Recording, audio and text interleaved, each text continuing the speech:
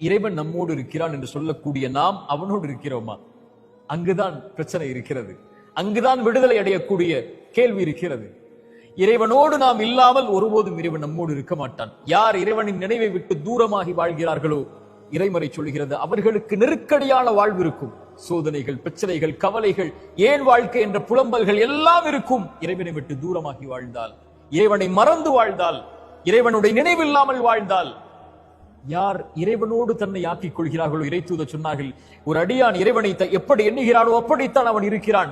அவனை தனிமையில் நினைவு கூர்ந்தால், இறைவனை தனிமையில், பிரச்சனைகளில், கஷ்டங்களில், சிரமங்களில், நோயில், தவிப்புகளில், வாழ்வில் ஏற்படக்கூடிய இன்னல்களில், இறைவா என்று அவன் தனிமையில் நினைவு கூர்ந்தால், இறைவனும் அவனை தனிமையில் நினைவு கூறுகிறான். எவ்வளவு தூரம் அவனை விட்டு கடந்து சென்றிருந்தாலும், இறைவா இதோ வருகிறேன் என்று அழைக்கக்கூடிய அழைப்பை கேட்டு இறைவன் அவனோடு இருக்கிறான். இறைத்தூதர் சொன்னார்கள், இந்த பூமியில் நாம் பிரச்சனைகளை சுமந்து வாழ்ந்து கொண்டிருக்கிறோம். இந்த பிரச்சனை நீங்குவதற்கும் நமக்கும் உள்ள இடைவெளி எவ்வளவு தெரியுமா? இந்த நெற்றிக்கும் இந்த பூமிக்கும் இடையில் தான். சிரமங்களால், தவிப்புகளால் நிற்க முடியவில்லை என்றால், சோதனைகளால், நெற்றியை உங்கள் இறைவனுக்கு முன்னால் அந்த பூமியில் சாய்த்து விடுங்கள். இறைத்தூதர் சொன்னார்கள், ஒரு இறைவனுக்கு ஒரு அடியான் நெருக்கமாக இருக்கக்கூடிய நிலை, சிறந்தாழ்த்தி அவனை வணங்கக்கூடிய இந்த நிலை. இந்த நிலையில் அவனை அழைத்தால் அவன் பதிலளிக்கிறான்.